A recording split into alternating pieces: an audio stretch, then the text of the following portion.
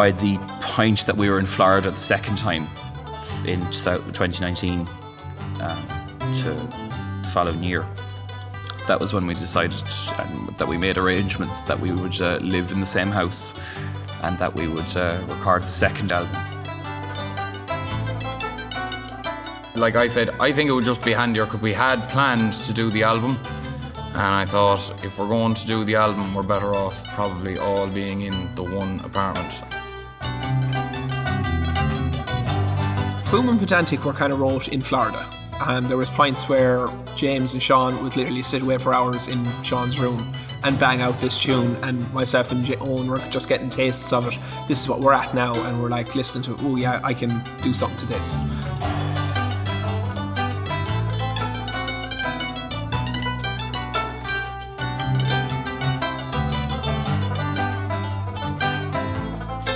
So we got the apartment to ourselves, and it was good. It was a good experience, and we made it a home as well. For those 9 months. We properly, and that had its ups and downs. we had moments where there'd be little spats and whatever. But we lived with each other. We were going to get over it. We had a gig the next night. Man the fuck up.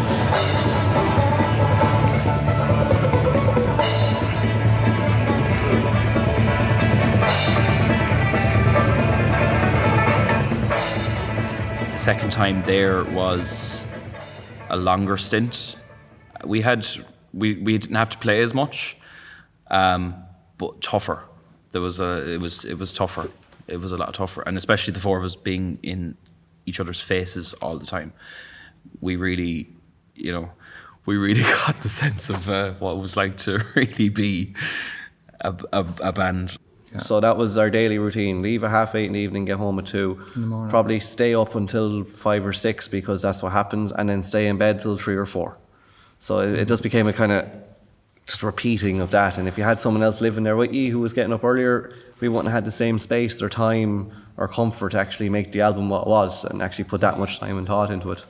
So, I would like if we went through some of our original songs, if that were okay, for the benefit of yourselves, of company, and the ghost of Stevie. So we had a lovely whiteboard that we filled up with, and had all the songs going along, and had all the instruments, or vice versa, and you'd tick off everything that was done and things that needed to be added.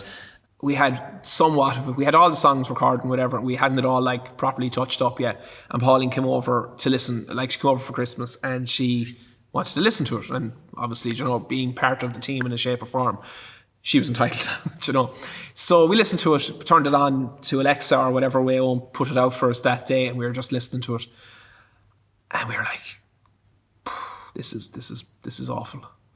What are we doing?" Okay, let's go over again. We listened back to it. I said, "Boys, this is a load of crap." And I remember Owen Shelley standing up and just doing this, going, "What the hell is wrong?" So literally, Pauline left, and the four of us looked at each other and said, "Bin it." So I said, "Right, what we're going to do is we're going to wipe everything, and what I'm going to do is I'm going to set up a click, and I'm going to record James rough." So he just plugged into and he played the song and recorded a rough vocal that gave Owen Shelley an idea of where he was in the song. Owen Shelley came in, recorded him perfectly, and then it went James, and then it went Sean and me. Even though I should have recorded second, I just left it till the end so I could hear all their bits and then try and come up with something that was a bit more concrete.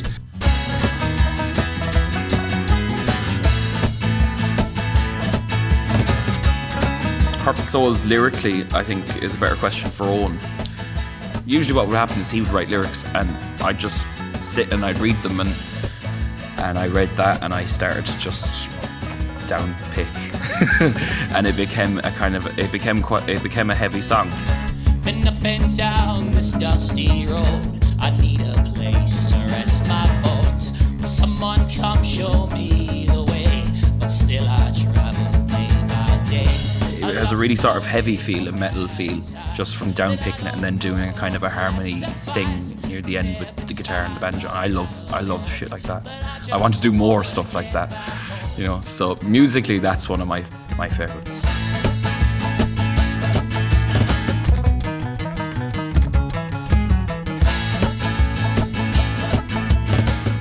we recorded the album in Owen's bedroom in Florida.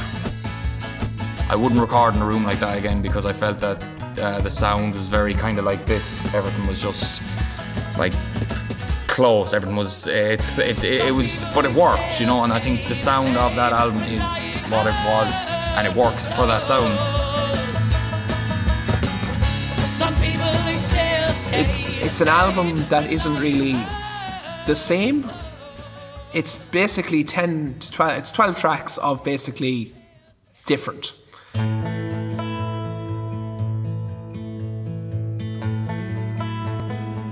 So on the first album, we had a song called Safe Way Out, which I suppose is about kind of about something my mother said to me, not necessarily about her, but in my own little cute way, dedicated.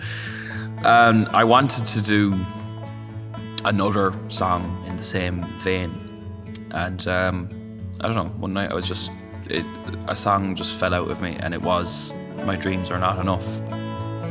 it's all quiet now on this hillside. Which is just essentially, I lost my dad when I was 11, and it is just about how I feel. All died down. But musically, I wanted to do more with that, and I had arranged a part that would happen with a high fiddle, and I remember writing the song to myself and humming this thing, and I thought that I'd love to hear that on a fiddle. Over now, but I don't want to wake up. It's all over now.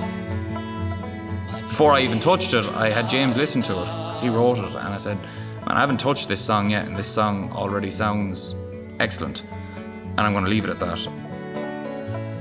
It's only going to be the two boys playing banjo, guitar. That's it, and a fiddle will come in somewhere halfway through, and that is it. It's a hard thing for any child, but you know, you can't deny how you feel about stuff like that, and writing lyrics and writing songs is good therapy, and stuff like that is good fodder for songs. As you were laid to rest, I remember what you said.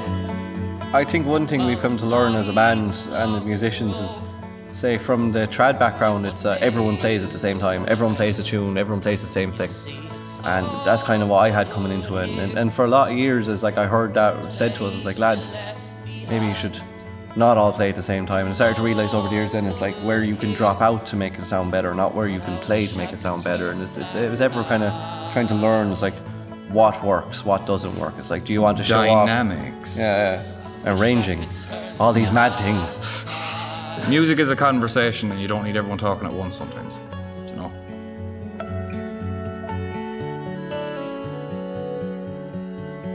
By the time COVID happened and we were shipped out of Florida with 2 hours notice, the album was 95% finished. So when we came home and had some time, we did finish it up, and it was basically done by the summer of 2020.